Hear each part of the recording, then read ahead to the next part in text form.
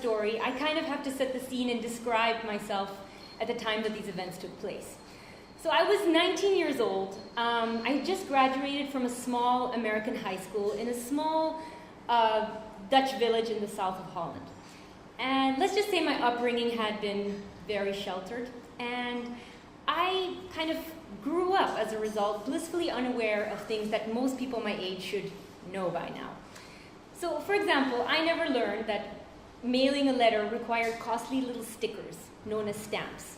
It was just like I would have a letter, I would write a letter, I'd leave it for my mother, and she would, the next morning it would be gone and it would be mailed and done with. Also, depositing a check does not require further explanation, as in, I'd like to change this little piece of paper into real money. Not required. And finally, clearing the dishes did not involve flushing anything down the toilet. Let's just say that I was highly unprepared for the world that existed outside my own bubble, let alone where I wanted to go. Bryn Mawr College in Pennsylvania, USA. Now, out of all the colleges that I could have applied to, I'm not sure what convinced me to apply to a women's college. I think somewhere I fantasized that I would one day be the next Hillary Clinton. And also the Gothic architecture of the place and the promise of secret midnight rituals inspired me. I think I imagined myself as this character in a Robin Williams movie. Remember Dead Poets Society? So I just thought that, I'll be one of those characters. And of course, in my dream, I did not commit suicide. But like all freshmen, I had a roommate, which was a relief. I would not have to face the big bad world alone. Your college roommate, for those of you who have gone to college, your college roommate's kind of a big deal because you're sharing a room together, it's your first time away from home, and you'll probably end up spending a lot of time with this person in this new and unfamiliar place. So the first thing I noticed about my roommate was that she was African American, and she wore these Laura Ashley dresses, these long Laura Ashley dresses, and this shocking red lipstick, which is kind of an interesting combination. Her name was Rashida, and she had, when I moved in, she had put a few items on the walls and on her bed to kind of make the place look cozy. And one thing that I particularly remember that she kept there were these two trolls, these little troll dolls, and they were bride and groom, and they held hands on a shelf above her desk.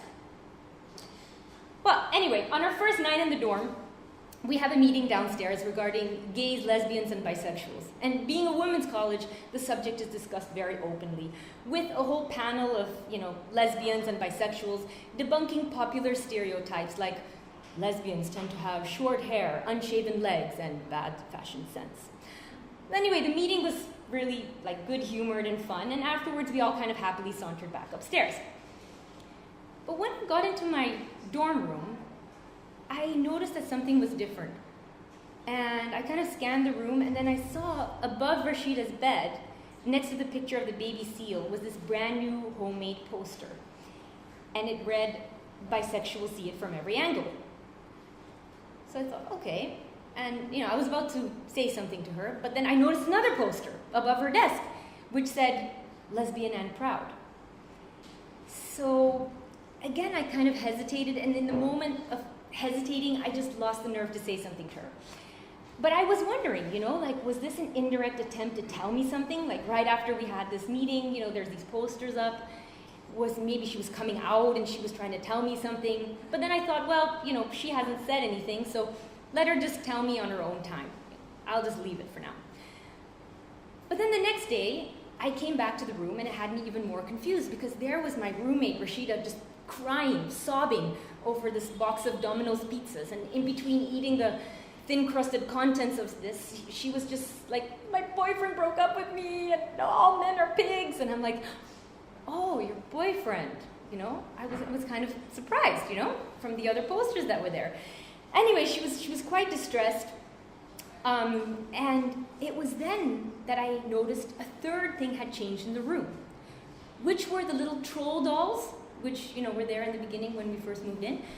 So they were once happy newlyweds, and right now they were not even looking at each other. They were kind of, they were like this, and now they were like that. Coincidence? Nothing was a coincidence. So anyway, she was, very upset. And she asked me to please accompany her to the main library on campus. She needed to pay a visit to the statue Pallas Athena, the Greek goddess of wisdom. Now, when we got to the statue, it's like an old library. It's Gothic architecture. There's this statue lying there, and sprawled at the statue's feet are all these goodies that all these students have left there. So, there's muffins, there's multicolored string bracelets, there's handwritten letters, notes. Because Pallas Athena was basically the goddess that people prayed to pass exams and good grades and apparently reunite with lost lovers, I don't know.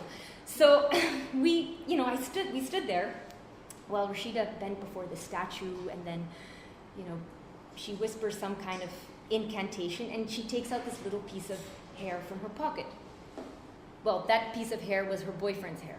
That's what she told me later.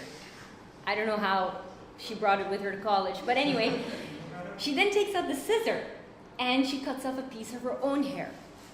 And then she just starts mixing the two, and she's again whispering something, and I'm just watching this whole thing like fascinated, And then she asked me to hand her the troll dolls, because I've been somehow those troll dolls had to witness this event. So my job was just watching this and having the troll dolls witness this. And when she told me like hand the trolls, okay, I did that.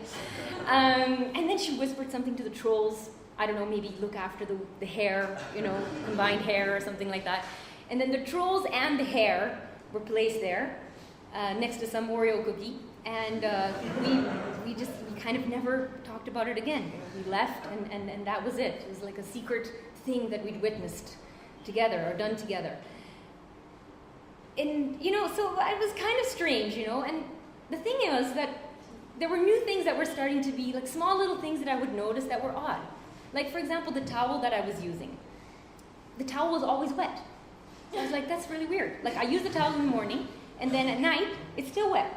So, but then after maybe 2 days, I'm like, this towel's not only wet, this towel doesn't smell like me. It's not my body odor. And then I was like, oh my God, no. This is going too far. Until I go to the campus one day, and I'm walking there with my books, and I see Rashida crossing campus in my clothes. I'm like, whoa, now that's going too far. So I confront her, and I'm like, what is this, And she says, yeah, I couldn't be bothered to do laundry. I hate doing laundry. So I am wearing your clothes, and I am using your towels. I also have to add here that Rashida is nowhere near a petite woman. Okay, she's like very generously endowed, big boob, big bootied, I have no idea. And what she chose to wear, she chose to wear these like little velvet shorts that I had. I was much thinner in those days, and I had this like little zipper top, and I used to wear it for clubbing. And this is what she chose to wear, to our psychology class. Strange. In any case, one Saturday night, I'm just lying on the bed reading one of my books, and Rashida is wearing jeans and a lacy red bra, and that's about it. And she heads out the door, and I'm like, what? That's what you're gonna wear? You're really gonna go out like that? You're not gonna put anything on top? She's like, nah, no. Which made sense because she was going to this Bryn Mawr bra dancing party, and that was this ritual where basically all these women get together. It sounds very interesting, but basically all these women get together and they celebrate their new feminist freedom under the light of the full moon, dancing around topless. I went to one of those, and it was terrifying. I left. It was horrible. And I had a boyfriend at the time who went to Drexel, and he's like, yeah, I heard there's parties, man, where like these women without their tops. I'm like, have you seen these women? Go there. And he went, and he was like, oh my God, it was scary.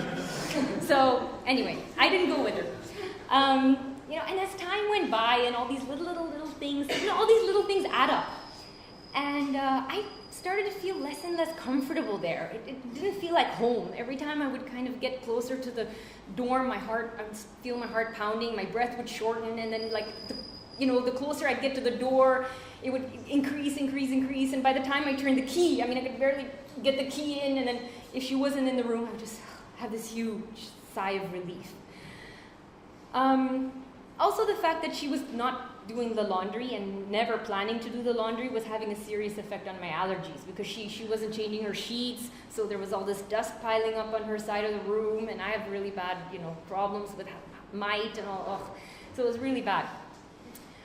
So I developed a strategy, probably wasn't going to last long, but the strategy was that I'd leave at 8:30 in the morning before she would wake up, and take all my books and everything that I would need for the entire day, and then I would do my classes and my lunches and my this and that and phone calls and whatever, and I'd come back to the room and I'd try to sleep before 11 o'clock before she would return back to the room, so that I just wouldn't see her at all. But obviously this strategy, was not going to last forever. So one day I had a breakthrough. It was during Lantern Night, and in this ritual, it's another Bryn Mawr ritual, these women, Bryn Mawr fresh women, they gather together in the cloisters, and they wear these special bat robes. There's like these robes that go down like this, and you walk around in predetermined patterns on the grass, singing these Greek hymns honoring the Pallas Athena. And then there's these sophomores who hand you a lantern of knowledge with the owl on it, which is, Athena's emblem. And in the middle of this whole thing, this is going on, and in the middle of this lantern passing ceremony, this little blonde-haired girl from my sociology class comes up to me, and she tells me that, you live in Breckenhall, because I'm going to be moving there, and I said, really, you're moving dorms, you're switching rooms? She's like, yeah, because I'm having really bad roommate problems. I'm like, oh yeah, right. You're having roommate problems. I mean, you have no idea what, bad roommate is. And I said, by the way, I don't think Brecon Hall is really going to be your choice of like a great place to move if you have problems, because everyone in that dorm had a problem. I mean, it was unbelievable. Like, the girl lived opposite me. She was in intensive therapy, and she wrote this sadistic poetry. And then her roommate had like a nervous breakdown because our bathroom was made unisex, and we had this meeting, and her reaction was like, I came to a women's college because I didn't want to be around men, and now our bathroom's going to be unisex. And I was like, whoa, okay. So everybody was really strange. And then the person you talk to if you have a problem was, your resident advisor, and she had this scary lizard shaved in the back of her head, and it was really intimidating. So I was like, I don't know, Brecon Hall maybe might not work out. But she said, no, I am moving and everything. And so I said, well, then, how did you manage to move? I mean, what did you do? Because I've been trying and it's not that easy. So she said, well, I'll tell you a secret. Basically, you need to go and see the school psychiatrist. And you need to convince the school psychiatrist that you're going crazy. Okay, I can probably manage that. So, I went to the school psychiatrist. I'd never been to a psychiatrist's office before. It was very neat and very clean, and there was a little couch on the corner overlooking the campus. And the psychiatrist was in her mid-40s. She had this kind of thickly framed glasses. And I explained to her that I'm having a really hard time concentrating at school because I'm having problems with this roommate who's a psycho and, and is wearing my clothes and all over campus and doesn't do laundry and is a health hazard because she's awakening my allergies. And anyway, made it sound very, very serious. But then she said that, sure, you can leave the dorm, but you and Rashida will have to go through a mediation process. So I was like, what mediation? I mean, I'm not asking for a divorce, We're not married. I mean, she's just a roommate. And, I just want to shift dorms. And if that can't be arranged, I'm going to just leave the college altogether. So then, of course, she quickly changed her tune. She was like, oh, well, yeah, I forgot. There is another way. You could skip the mediation process and you could go straight to mediation court. I'm like, okay, so this is going to be a divorce, is what you're saying. So anyway, I was like, okay. That night, I stayed up late in the computer lab. I typed an 8-page document listing every single problem that Rashida and I had, what we'd done to solve it, what I'd come up with, what times, what dates, everything. I felt like Demi Moore in A Few Good Men. Like, Rashida did order the code red in Private Santiago. Anyway, so on the night before the hearing, I was reviewing this. It was like a 6-page, 8-page document. I was reviewing all this in the dorm. And Rashida walks in, surprisingly early. And basically she tells me that she can't make it to the mediation court because she has to watch her favorite TV program that day. So I'm like, I can't believe this. I mean, you know, the only thing, I've never wanted to punch someone, but like I really felt this physical thing that I just wanted to hurt somebody, you know? It scared me. And I just couldn't believe this is the one thing she had to do, and she couldn't even be bothered to show up. So anyway, I didn't punch her, but somewhere from deep within, this primal scream erupted from me, and I just left the dorm and I ran out. You know, I needed to get fresh air. I walked outside for a while, you know, just calming myself down.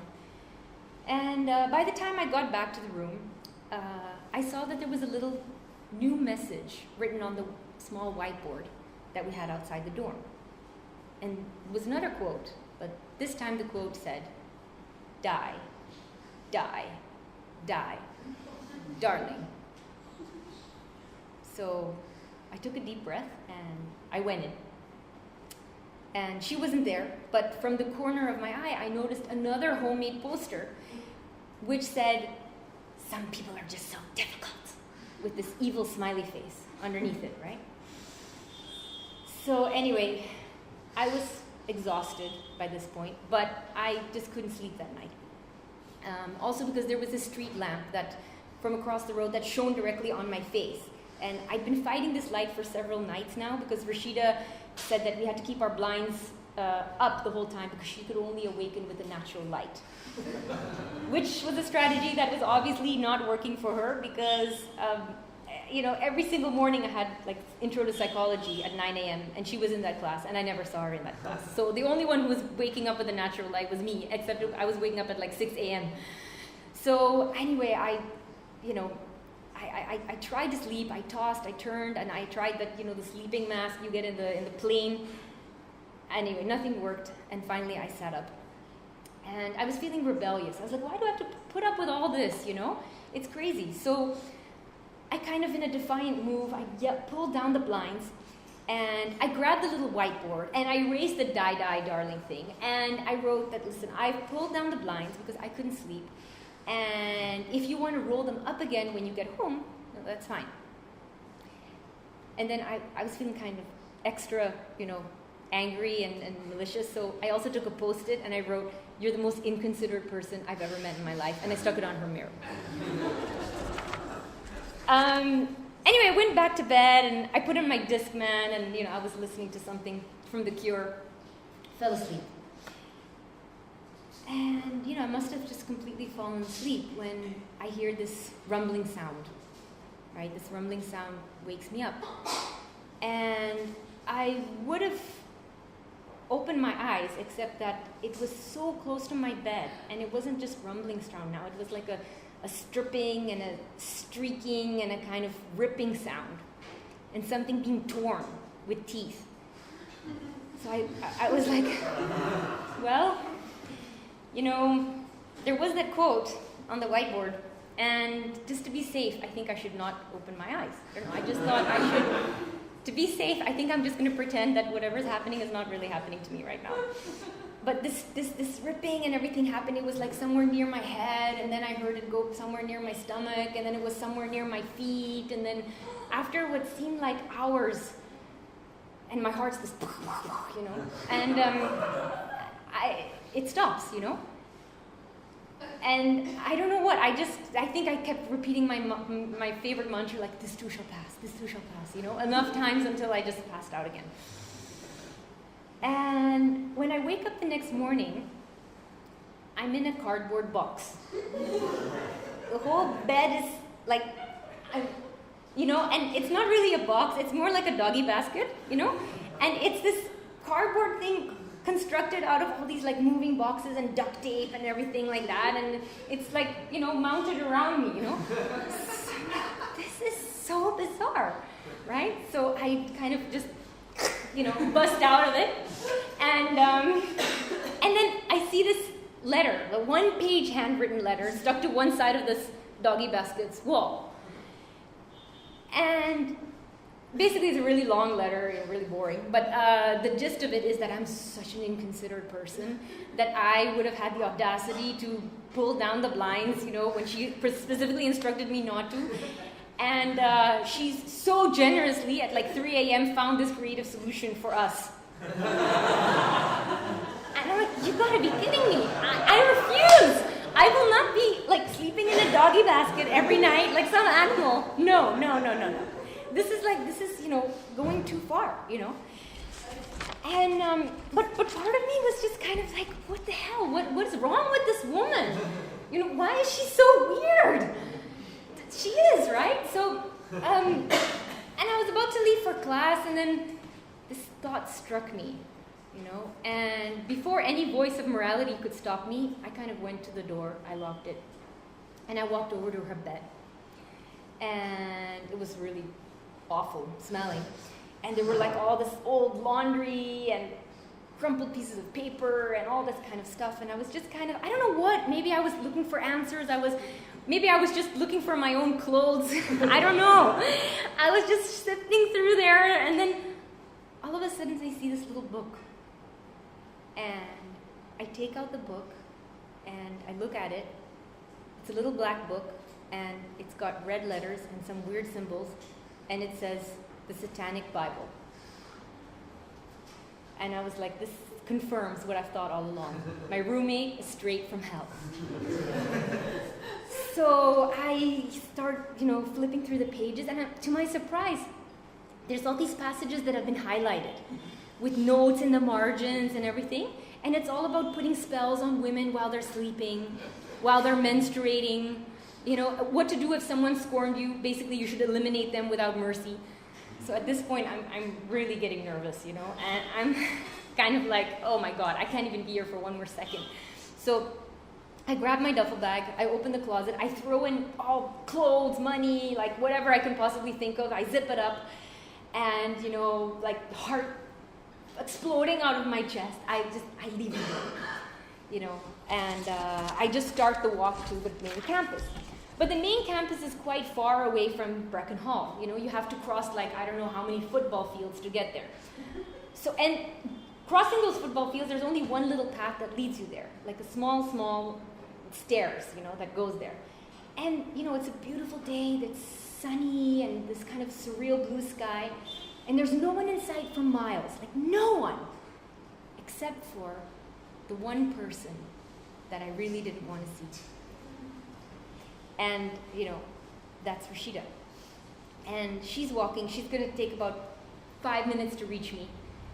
And there's nowhere else to turn, because I'm already on this path now. So if I go back, she's going to see me going back. And also, where am I going to go back to? The dorm room. There's nowhere. So I'm like, okay, this is going to happen. So I just, keep walking. And as we kind of get close to each other, I try to just look straight through her, like X-ray vision, like, and I just kind of hold my breath, and we pass each other. But once my back is turned, I just hear this voice from behind me, and she says, I got your note. In California, you would have gotten socked. So I turn around, and I look at her, and I'm like, well, I got your letter. And we're not in California, we're in Pennsylvania. So there. So it's a draw. And she takes this like thick envelope from out of her bag, and she gives it, and that's the letter that I have to deliver to the mediation court. So, okay. So I show up really 7 o'clock sharp to the mediation court, and I bring the letter with me. There's like a panel of 12 judges. It's like a court case. I have to explain what all have I done and what happened this morning. I'm like, she's a satanic worshiper. Isn't that enough of a reason to move dorms?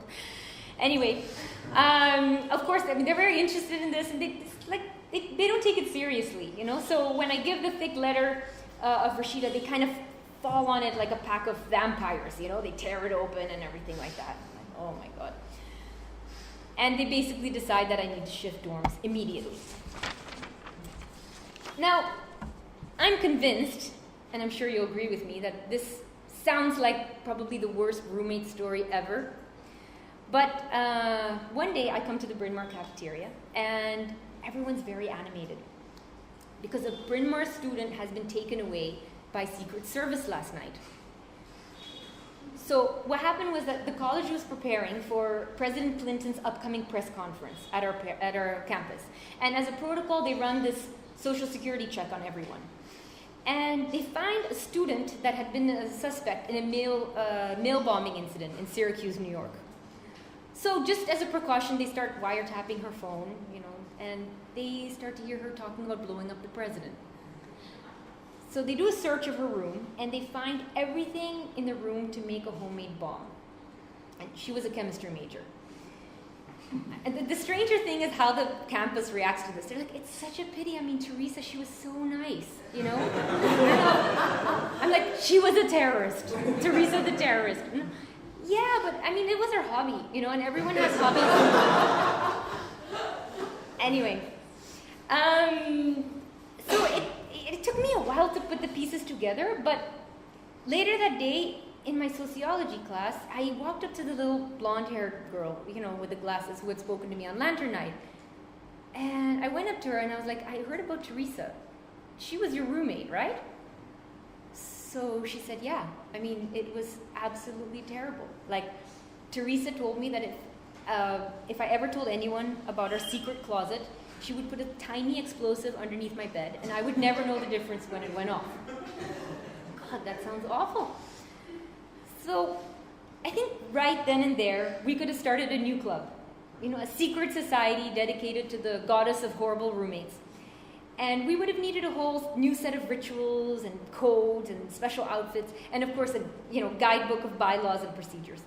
And I'm pretty sure we could have done it without anyone having to die. Thank you.